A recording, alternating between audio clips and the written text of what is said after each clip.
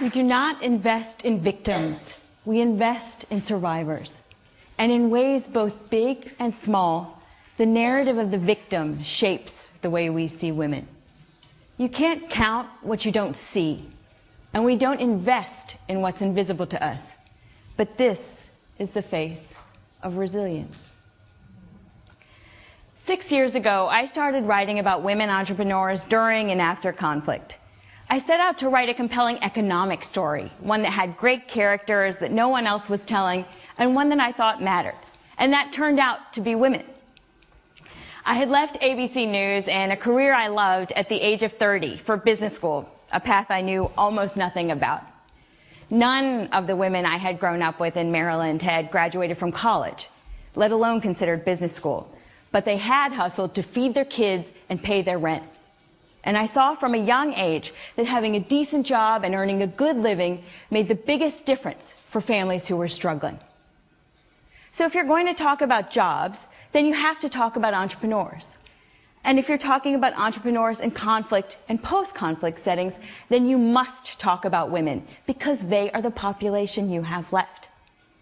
Rwanda, in the immediate aftermath of the genocide, was 77% female.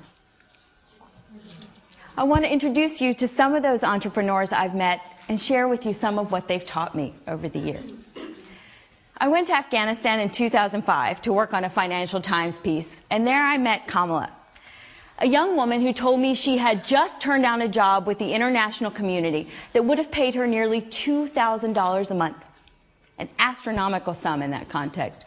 And she had turned it down, she said, because she was going to start her next business, an entrepreneurship consultancy that would teach business skills to men and women all around Afghanistan. Business, she said, was critical to her country's future because long after this round of internationals left, business would help keep her country peaceful and secure. And she said business was even more important for women because earning an income earned respect and money was power for women. So I was amazed. I mean, here was a girl who had never lived in peacetime, who somehow had come to sound like a candidate from The Apprentice. So I asked her, how in the world do you know this much about business? Why are you so passionate? She said, oh, Gayle, this is actually my third business.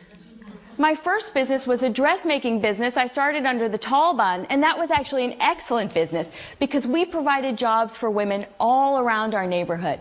And that's really how I became an entrepreneur. Think about this. Here were girls who braved danger to become breadwinners during years in which they couldn't even be on their streets. And at a time of economic collapse, when people sold baby dolls and shoelaces and windows and doors just to survive. These girls made the difference between survival and starvation for so many. I couldn't leave the story, and I couldn't leave the topic either, because everywhere I went, I met more of these women who no one seemed to know about or even wish to. I went on to Bosnia, and early on in my interviews, I met with an IMF official who said, you know, Gayle, I don't think we actually have women in business in Bosnia, but there is a lady selling cheese nearby on the side of the road, so maybe you could interview her. So I went out reporting, and within a day I met Narcisa Kavasovic, who at that point was opening a new factory on the war's former front lines in Sarajevo. She had started her business squatting in an abandoned garage, sewing sheets and pillowcases she would take to markets all around the city so that she could support the 12 or 13 family members who were counting on her for survival. By the time we met, she had 20 employees, most of them women, who were sending their boys and their girls to school.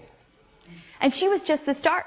I met women running essential oils businesses, wineries, and even the country's largest advertising agency. So these stories together became a Herald Tribune business cover. And when the story posted, I ran to my computer to send it to the IMF official. And I said, just in case you're looking for entrepreneurs to feature at your next investment conference, here are a couple of women.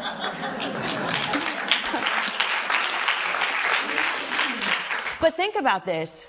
The IMF official is hardly the only person to automatically file women under micro. The biases, whether intentional or otherwise, are pervasive, and so are the misleading mental images. If you see the word microfinance, what comes to mind? Most people say women. And if you see the word entrepreneur, most people think men. Why is that? Because we aim low and we think small when it comes to women. Microfinance is an incredibly powerful tool that leads to self-sufficiency and self-respect. But we must move beyond micro-hopes and micro-ambitions for women because they have so much greater hopes for themselves. They want to move from micro to medium and beyond. And in many places, they're there. In the U.S., women-owned businesses will create 5.5 million new jobs by 2018. In South Korea and Indonesia, women own nearly 500,000 firms. China, women run 20% of all small businesses. And in the developing world overall, that figure is 40 to 50%. Nearly everywhere I go, I meet incredibly interesting entrepreneurs who are seeking access to finance, access to markets, and established business networks. They are often ignored because they're harder to help. It is much riskier to give a $50,000 loan than it is to give a $500 loan. And as the World Bank recently noted, women are stuck in a productivity trap. Those in small businesses can't get the capital they need to expand, and those in micro businesses can't grow out of them. Recently, I was at the State Department in Washington, and I met an incredibly passionate entrepreneur from Ghana. She sells chocolates. And she had come to Washington not seeking a handout and not seeking a microloan. She had come seeking serious investment dollars so that she could build the factory and buy the equipment she needs to export her chocolates to Africa, Europe, the Middle East, and far beyond. Capital that would help her to employ more than the 20 people that she already has working for her. And capital that would fuel her own country's economic climb. The great news is we already know what works. Theory and empirical evidence have already taught us. We don't need to invent solutions because we have them. Cash flow loans based on income rather than assets. Loans that use secure contracts rather than collateral because women often don't own land. And Kiva.org, the microlender, is actually now experimenting with crowdsourcing small and medium-sized loans. And that's just to start. Recently, it has become very much in fashion to call women the emerging market of the emerging market. I think that is terrific. You know why? Because, and I say this as somebody who worked in finance, $500 billion at least has gone into the emerging markets in the past decade because investors saw the potential for return at a time of slowing economic growth. And so they created financial products and financial innovation tailored to the emerging markets. How wonderful would it be if we were prepared to replace all of our lofty words with our wallets and invest $500 billion unleashing women's economic potential? Just think of the benefits when it comes to jobs, productivity, employment, child nutrition, maternal mortality, literacy, and much, much more. Because, as the World Economic Forum noted, smaller gender gaps are directly correlated with increased economic competitiveness. And not one country in all the world has eliminated its economic participation gap. Not one. So the great news is this is an incredible opportunity. We have so much room to grow. So you see, this is not about doing good. This is about global growth and global employment. It is about how we invest, and it's about how we see women. And women can no longer be both half the population and a special interest group.